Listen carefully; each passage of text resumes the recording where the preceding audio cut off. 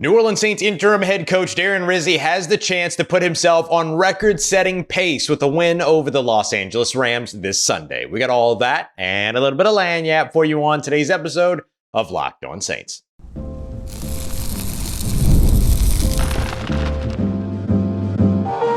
You are Locked On Saints, your daily New Orleans Saints podcast. Part of the Locked On Podcast Network, your team every day. What is good, Who Dat Nation and Who Dat family? I am your host, your friend Ross Jackson, New Orleans native, your New Orleans Saints expert and credentialed member of the media covering those New Orleans Saints as the Saints beat writer over at LouisianaSports.net and Saints analyst with WWL TV. And on today's episode of Locked On Saints, we're going to be taking a look at this upcoming weekend's matchup as the New Orleans Saints host the Los Angeles Rams at home at the Caesars Superdome, where the New Orleans Saints have won each of their last four matchups with the Rams, the ones here in New Orleans. So we're going to discuss how it is the Saints can keep that streak going. We'll take a look at the defensive side of the football. Limiting the explosive plays is going to be huge for the New Orleans Saints defense. We'll discuss the two players that are going to be most important to getting that done. We'll also take a look at the two most important players over on the offensive side. Well, three, really. It's going to be Derek Carr and the run game, led off by, of course, not only running back Alvin Kamara, but do-it-all tight end Taysom Hill. And we're going to lead it all off today with Darren Rizzi. New Orleans Saints interim head coach has the ability to put himself on record-setting pace with a win over the Los Angeles Rams this weekend. Let's discuss how and what Rizzi has done so far this season and why it's been so impressive. We're going to dive into all that here as we continue on with today's episode. We appreciate you very much, as always, for being in every day and for making us your first listen here on the show, which is a proud part of the Locked On Podcast Network, your team every day. Today's episode brought to you by our friends over at FanDuel, where you can continue to make the most out of this NFL season, because right now new customers can place a $5 bet and get $150 in bonus bets if you win that first $5 bet. All you got to do is visit FanDuel.com to get started. So Darren Rizzi is on record-setting pace right now and has a chance to make history beginning again this week against the Los Angeles Rams. Darren Rizzi is already only the second coach in New Orleans Saints franchise history to start his coaching career with the team 2-0, 2 wins, 0 losses. The only other coach to ever do that was, of course, Sean Payton back in 2006. Now, as we've discussed before, a Sean Payton-like start is not the same as a Sean Payton-like peak or a Sean Payton-like career, but it's good company to put yourself in. And Darren Rizzi has the ability now to extend his win streak as the new New Orleans Saints head coach, interim head coach in this situation, but still all handled the same in terms of this tracking of wins and losses and everything. He has the ability to extend it to 3-0, where he will again become only the second New Orleans Saints head coach in history to start off 3-0. The only other coach, again, to do that was Sean Payton back in 2006. But really, if you look a week ahead, which we have the ability to do, even though the team doesn't, extending to 4-0 would be the first time in New Orleans Saints history. Sean Payton started 3-1 back in 2006. So with a win against the Rams, it would set Darren Rizzi up to do something that no other coach for the New Orleans Saints, head coach, has ever done, and with the potential to start 4-0, traveling to the absolutely hapless New York Giants next week. Now, the Giants just had their tails handed to them again. Oh, not really. I guess it was a little bit of a tighter score, but it was tighter than it really needed to be in that game against the Dallas Cowboys on Thanksgiving Day. But I mean, things are rough right now with the Giants. They lost their starting quarterback. They ended up moving on from him. They ended up actually releasing him. He's a Viking now in Daniel Jones. Then they tried to start Tommy Cutlets, and then Tommy Cutlets got hurt. So then they had to go to Drew Lock, and Drew Lock is also bad. And so there's just all these other pieces. So, I don't want to turn this into a Giants preview, but it is interesting that Darren Rizzi, we just did a whole series, 6-episode series of breaking down 16 coaches. We led that series off with Darren Rizzi, and he has a real shot here, especially with a win over the Rams, which, look, not a lot of people are projecting right now, to do something that no other New Orleans Saints head coach has ever done before and go 4-0 to start their coaching career. So could be really interesting to see how that goes for Darren Rizzi. And what he's done so far is already impressive. I mean, getting the interim coach bump for a game is one thing, but getting it for a second game and on top of that, an unfamiliar opponent in the Cleveland Browns, a player like Jameis Winston who has a lot of ups. He's got a lot of downs, but he had mostly ups against the New Orleans Saints, and just finding a way to continue to win in different ways, right? They was kind of a knockdown, drag out kind of fight against the Atlanta Falcons a couple weeks ago. Then you had a blowout win up against the Cleveland Browns because of what you were able to do on the offensive side in the fourth quarter. The win against the Atlanta Falcons came down to what you did on the defensive side in the fourth quarter. And so just seeing sort of the variety of ways that the team performed and won. The extending that interim head coach bump for a second week. Now all of a sudden you have a bye week that's maybe, I don't know, does the bye week kill the momentum, or is the bye week something that the team needs while they still deal with injury, right? Like Eric McCoy and Lucas Patrick still have not practiced so far this week on Tuesday or Wednesday. The Saints also released an estimated injury report on Thursday, even though they took Thursday off for Thanksgiving. Hope you all had a happy Thanksgiving, by the way. Then, in that estimated injury report, they were also estimated to not have practice. So today's practice becomes really a big thing. So did the bye week help them there? Does it not help them there? I don't really know. But what Darren Rizzi has the ability to do is pretty outstanding. And what he has done so far already is pretty outstanding. And one of the ways that he's done it is by generating buy-in from the players. I mean, look, when we go to like the locker room and everything, the locker room's full. It's popping. It's packed. Everybody's in there. Everybody's talking, joking around. The spirits are high. There's music playing, all this other stuff. That wasn't necessarily the feel of the New Orleans Saints locker room over the course of their 7-game win streak. Of course, that would be the case. No one was really down or anything like that. But sometimes it was just kind of like no one was around. No one was really like interested in talking. Everybody was just kind of focused on trying to get out of that rut, which makes perfect sense and everything. But now you can sort of feel that the vibe is very different. You can feel that the intention of the team is very different, right? They want to keep rolling as opposed to changing their course, which one of those is inherently easier to do than the other. So I would say the spirits are high. People are feeling good. There's been a lot of change at the facility. The team unveiled their $12 million, however much it was, cafeteria, which is incredible. They took they had all these like dividers in between lockers. I think that was, again, a COVID protection, just like when they mixed and matched the position groups in the locker room. That, I believe, was a COVID thing too. That way, like if you're a quarterback and you walk into the locker room and you're sick and don't know, you become a direct contact with the quarterbacks that are next to you. You've taken out your entire position group for a game. And that was like a precaution that they did back in 2021.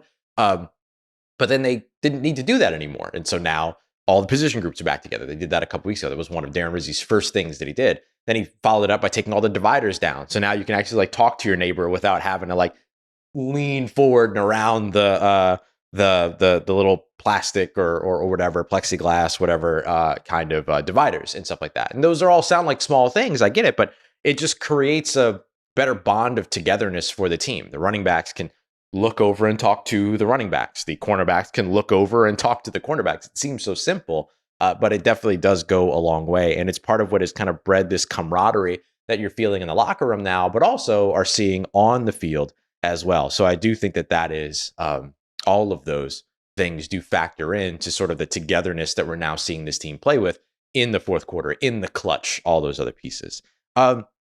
And look, a win goes a long way, right? Two-game winning streak, get the bye week, come back, get the opportunity. You're given Thanksgiving off to go and spend time with your family and everything like that. Like just a lot of like good guy Rizzy things going on. And then all of a sudden now you get right back to work, and then you have an opponent ahead of you that is considered an opponent that's better than you, but is still a beatable opponent. Go out there and see what you can do. Go out there and be the team that's better than the team that's better than you. And so this would be an opportunity for the New Orleans Saints to do that. And of course, would inch Darren Rizzi closer to that 4-0 start if he can get there. The New Orleans Saints are also 4-0 presently in the last 4 games against the Rams in the Superdome. Continuing that streak to 5 games becomes really important for the life of their season here in 2024, but also is going to take some near perfection from this team. Let's start over on the offensive side and how Derek Carr, Alvin Kamara, and Taysom Hill could be the trifecta that ends up contributing to exactly that. We got that coming up for you next as we continue on with today's episode of Locked On Saints, part of Locked On Podcast Network, your team every day. Today's episode of Locked On Saints is brought to you by our friends at Game Time, the absolute best place to go and pick up your tickets, whether you're planning months in advance or if you're like me and you like to plan moments in advance. Here we are on a Friday. The New Orleans Saints play 3:05 Central Time kickoff against the Los Angeles Rams on Sunday. You can buy tickets right now for $18. There's also zone deals. You can go to the app, the Game Time app. You can toggle on and take a look at all-in pricing so that you don't get surprised by any fees at the end. So you're seeing exactly the price that you're going to pay. Or you can check out the new Game Time Picks feature, which is one of my favorites. It's a curated experience that makes sure that you get the best deals and the best seat prices that are available. They have the super deals. You can see views from your seat before you buy the tickets. They even have lowest price guarantee. They've got event cancellation protection, job loss protection. I mean, Game Time has just thought of everything. So take the guesswork out of buying tickets with Game Time today. Download the Game Time app, create an account, and use the promo code LOCKEDONNFL for $20 off of your first purchase. Terms apply. Again, create an account and use that promo code LOCKEDONNFL for $20 off. Download Game Time today. What time is it? Game time. All right, family, for the New Orleans Saints to maintain their home win streak against the Los Angeles Rams, they're going to need near perfection over on the offensive side of the football. A fast start and sustained success are going to absolutely be necessary against Sean McVay and Matthew Stafford and Puka Nacua and Cooper Kupp and Jared Verse and all these other guys that are going to be contributing all over the team for the Los Angeles Rams. So let's break down how the Saints can get that done. So what are the things that we know for sure about the Los Angeles Rams defense? Well, one of the things we know is that they want to get pressure with their front four. They're not a super heavy blitz team over on the defensive side there. They have their games where they blitz more, surely, but for the most part, they're a team that tries to get pressure with their front four and cover with 8. And that's not entirely dissimilar from what New Orleans does. They play a good bit of man coverage, but they play mostly zones that should allow Derek Carr the opportunity to be able to kind of see how things are developing in front once the ball is snapped, and then see what the Saints are able to kind of do in the passing game there. But I do think I want to start off, before we go to Derek Carr, who has an interesting history against the Los Angeles Rams, who's the tide has kind of started to turn there a little bit. I do want to mention the run game. We did a big breakdown of the run game in Wednesday's episode, about the Rams and where they're weak and how it works out well for the Saints. So just to kind of recap that a little bit, obviously, you can look back to Saquon Barkley's performance against the Rams and say, oh, okay, well, now the Saints are going to have this big, output of, rushing yards and everything like that. And that's not entirely untrue. It's just that the Saints probably won't do it the same way that you saw the Eagles do it with Saquon Barkley, who had over 300 total yards in that game. And I think a lot of people would hear that and say, well, yeah, I mean, like, that's Saquon Barkley, though the Saints don't have Saquon Barkley. But really, I mean, if you look at it, they do have Alvin Kamara. They do have Taysom Hill. Those are not guys to shake a stick at. You talk about, Alvin Kamara, who's third in the league right now when it comes to all-purpose, yards from scrimmage and everything. So he's right in that conversation with Saquon Barkley, with Derrick Henry. Those are the only two guys that are ahead of him on the 11-12 game basis, without factoring in the Week 13 games that have been played already so far. And so you can't really leave Alvin Kamara out of the conversation as one of the top running backs of the NFL, because he's one of the top yards getters. He's one of the top offensive producers in the entire NFL. He's in the top 3 when it comes to that conversation. So we can't leave Alvin Kamara out of that conversation just because his name's not Saquon Barkley. The other thing, too, is that you have to kind of realize that, like, the Rams have struggled against the run all season long. This isn't new for them. They've allowed over 130 rushing yards at home per game. They've allowed over 151 rushing yards on the road per game. That works out well for New Orleans. And when it comes down to teams defending the outside zone run, the Rams third worst in the NFL, allowing over 88, or just, I think it's exactly 88 yards per game outside the tackles in the run game. So just a quick refresher on that. Some good, I like to call these like group chat facts, because they're great things to share with your group chat before the game starts. It doesn't really mean anything about how the game's actually going to play out, but these are the things that are important that you're looking at in terms of, okay, how does the Saints offense actually attack the Rams? Well, that's one way to do it. Run outside the tackles. And what is it that the New Orleans Saints do more than anybody else in the NFL? They run outside the tackles. That's kind of Clint Kubiak's whole thing, right? So I think that that's where you get to see a little bit of that success become replicable for the New Orleans Saints. And look, inside the tackles, they're not super strong in the run game either. So that opens up the game a bit for Taysom Hill. The biggest thing is, again, that 111th, right? Everybody doing their job. Everybody getting the block that they need to spring Taysom, to get him to the second level, all those other things. Looking at Derek Carr, interestingly, has never won a game against the Los Angeles Rams. 3 games against the Rams, which he's only played 4 games against them, right? Because AFC, NFC for the most part of his career. And so this will be his 5th game against the Rams. He lost 3 games as a Raider, lost the game or was a part of the losing team. It's not just him, but was a part of the losing team last year against the Rams on the road on Thursday Night Football. But the big reason why has been interceptions. He's thrown 3 touchdowns to 8 interceptions up against the Rams. But here's the thing that's really interesting. I talked about the tide kind of turning. The first 3 games that he played against the Rams for the Raiders, during those games, he threw 7 of his 8 interceptions and none of his touchdowns. All 3 of the touchdowns that he's thrown against the Rams in his career happened last year at SoFi Stadium. Now, I know that those were like late game touchdowns, and a lot of people like to write those off because the Rams were so far ahead. But I mean, if you're trying to not have them be so far ahead, you got to score points, so you might as well score the touchdowns. It all kind of makes sense. But that's not really the point that we're making here.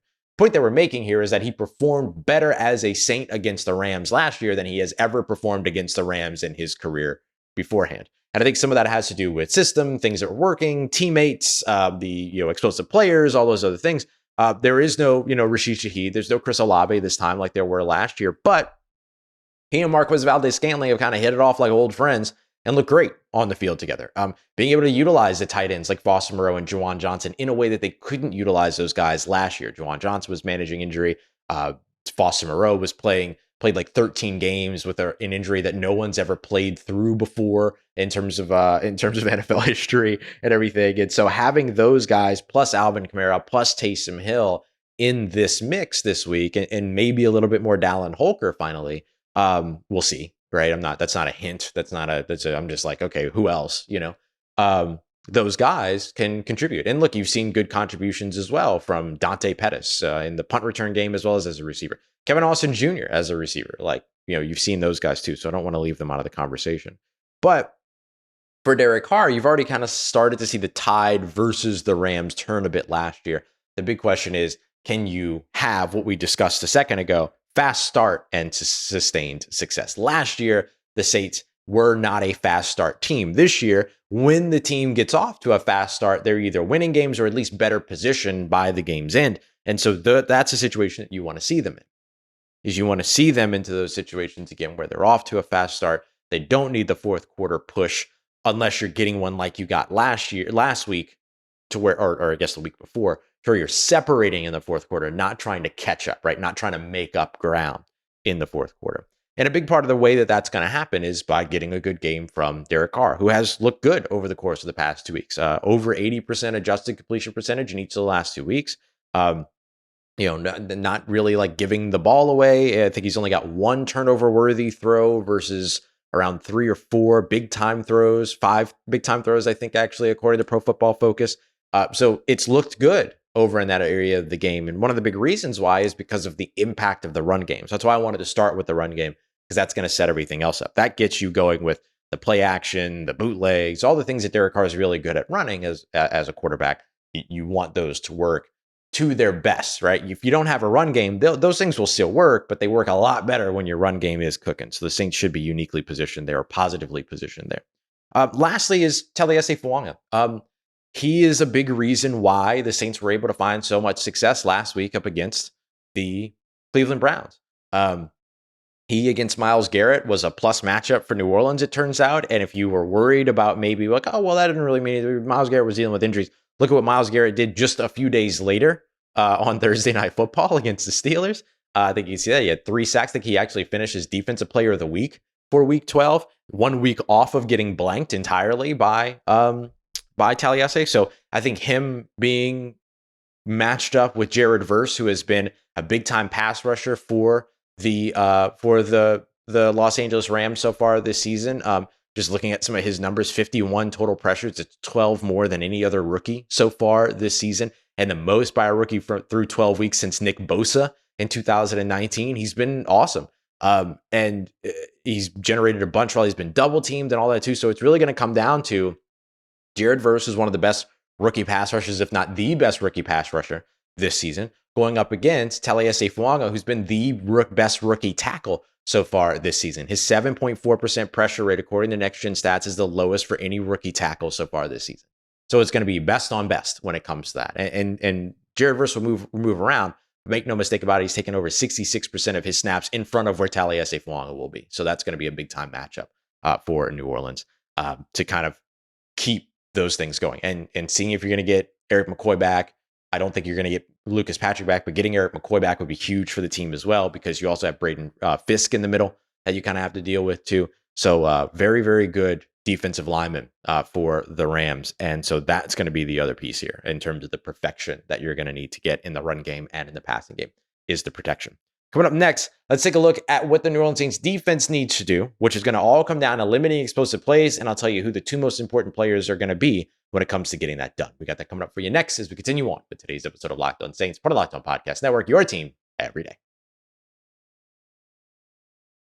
Today's episode of Locked On Saints is brought to you by our friends over at FanDuel, America's #1 sportsbook, and where you can continue to tackle all this NFL action all throughout this upcoming weekend. We got a bunch of football, right? We had 3 games on Thursday. We got a game tonight. We got games on Sunday. There's great college action all across as well. So if you want to get on all of that, you can head over to FanDuel.com. That's where you're going to be able to get started as a new customer with $150 in bonus bets by simply winning your first $5 bet. The New Orleans Saints right now are home underdogs. The line has moved back to 2.5. So plus 2.5 for the New Orleans Saints.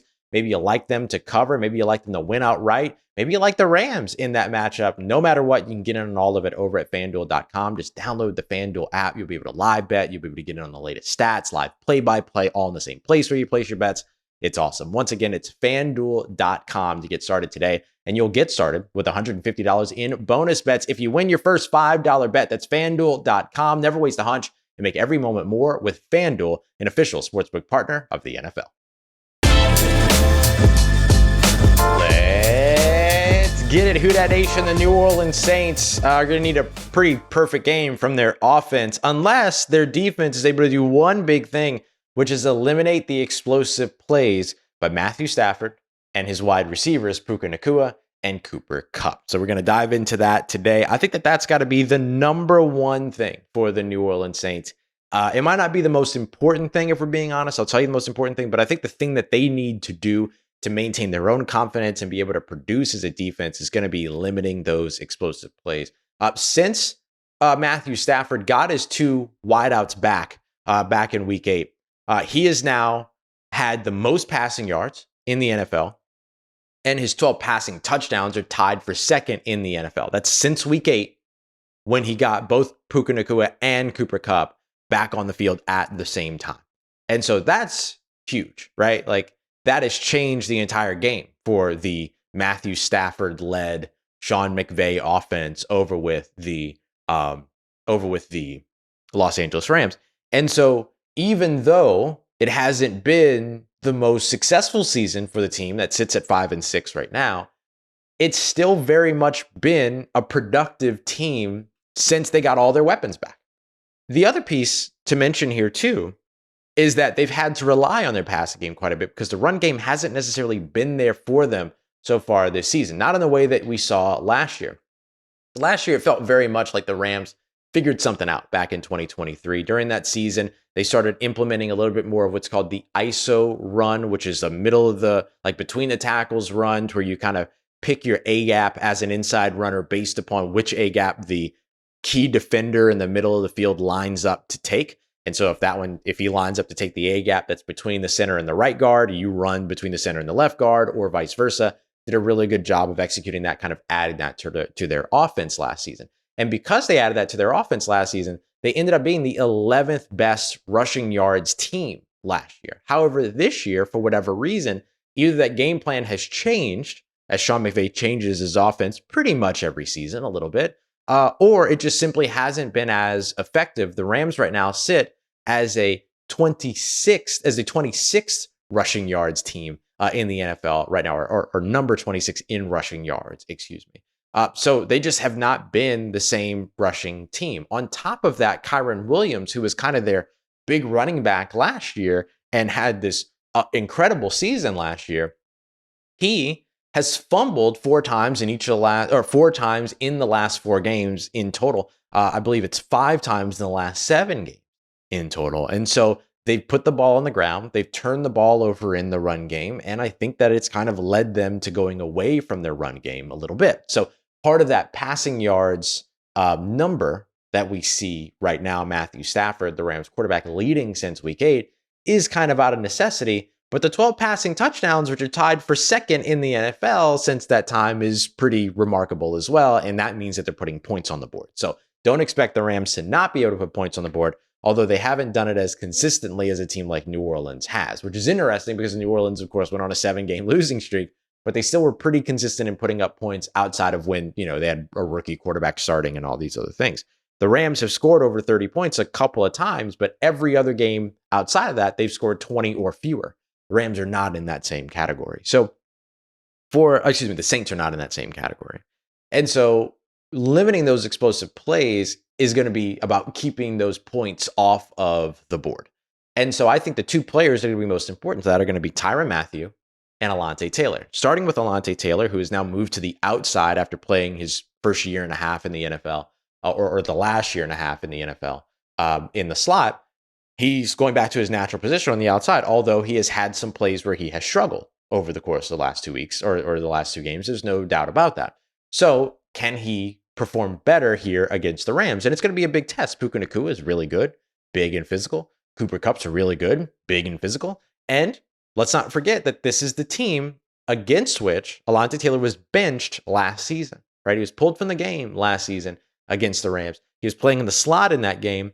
The motion, all those other things gave him a lot of trouble, some explosive plays, all that. They ended up pulling him from the game. So this is a bit of a redemption opportunity for Alontae Taylor going into this matchup to see if he can improve upon his performance from last season and improve upon the performances that we've seen over the course of the past couple of weeks. What you will see from the Rams is not going to be too terribly dissimilar from what you saw against the Falcons just 2 weeks ago. And what you saw against the Falcons just a couple of games ago is not too terribly dissimilar from what the Rams did last year. So this won't be entirely new for Alontae Taylor and the New Orleans Saints defense. They will have already seen a version of this offense. Obviously, some things are different, but they will have already seen a version of this offense twice already this season with Zach Robinson, former Los Angeles Rams staffer, now, of course, the offense coordinator and play caller with the Falcons.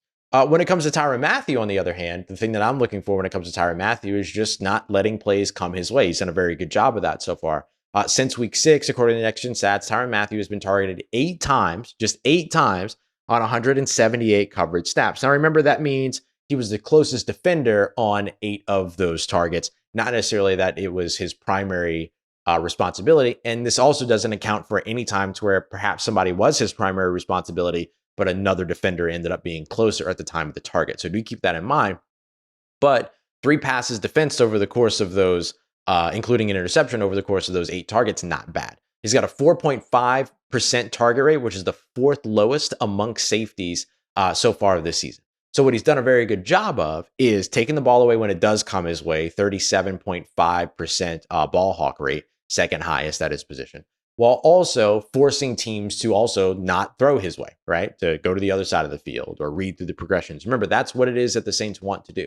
They want their secondary to hold up long enough to force a quarterback to move to their next piece, to move to their next progression, move to the next player, all that, so that their pass rush can get home. We saw the Saints find some success in that against the Falcons in particular just a couple of weeks ago with 3 sacks in that game up against an equally immobile Kirk Cousins, right? Who doesn't move around as much. So those are the 2 guys that are going to be most important for me over on the defensive side when it comes to limiting those explosive plays. Tyrann Mathieu, as well as Alontae Taylor. The next thing that I want to mention is just where the disadvantage is. And the biggest disadvantage the Saints have right now is on the line of scrimmage. The Rams generate a lot of pressure. The Saints, over the course of the entire season, have given up a lot of pressure. They're trending in the right direction over the course of the past couple of weeks. Meanwhile, the Saints don't generate a lot of pressure, and the Rams don't typically give up a lot of pressure over on the offensive side. So one of those things is going to have to give. Ideally, that bounces the Saints' way. Finally, just bearing in mind, especially now that the Rams have all of their pieces, Puka Nacua, Cooper Kupp, the rest of the offense, Tyler Higbee, all that. Those guys being in the lineup means that the Rams can get back to doing what it is that they do a lot of, which is using motion. Now, the Saints should better understand motion now that they're practicing against a heavy motion offense on a week-to-week basis. And the Saints offense should be able to better replicate on their scout team what it is that the Rams do with their motion because of the amount of motion that they have now installed in their offense. So there's a little bit of something to watch here in terms of gamesmanship, but the Rams have used motion. the most out of anybody else in the league, 79.4% of the time. Where that ends up becoming concerning for New Orleans is that they have allowed, or not concerning, but where that could potentially have a benefit for New Orleans is that they have allowed 6.4 yards per play with motion, while allowing 7.5 yards per passing play without motion. So they've actually done a better job at defending plays with motion than they have defending plays without motion. So something to definitely watch throughout. 5 passing touchdowns, and they've intercepted 7 passes on plays that include motion. So something to watch there in terms of the Saints' ability to be able to defend that. So big good stuff there from Next Gen Stats. All right, so that's what it's going to take. It's going to take the New Orleans Saints not giving up explosive plays on defense, generating a fast start, finding sustained success in their run game in particular, and then getting Derek Carr going and being able to manage all the motion by Los Angeles, which the Saints look primed and ready to do in order for them to get a win this weekend. Let's see if they can get it done. One way or another, we'll be live at the Superdome after the game, giving you everything you need to know from this matchup. We appreciate you very much, very, very much for making us a part of your day, making us a part of your routine, and for saying yes to me and the show. As always, if you see me, please say hi. If you need anything else around your New Orleans Saints in between these episodes, make sure you follow me on your favorite social media at Ross Jackson, NOLA. Hit me up. They're not a family's doing them. How you living? Let me know how you momming them. And trust Who Dat Nation. I'll holla at you.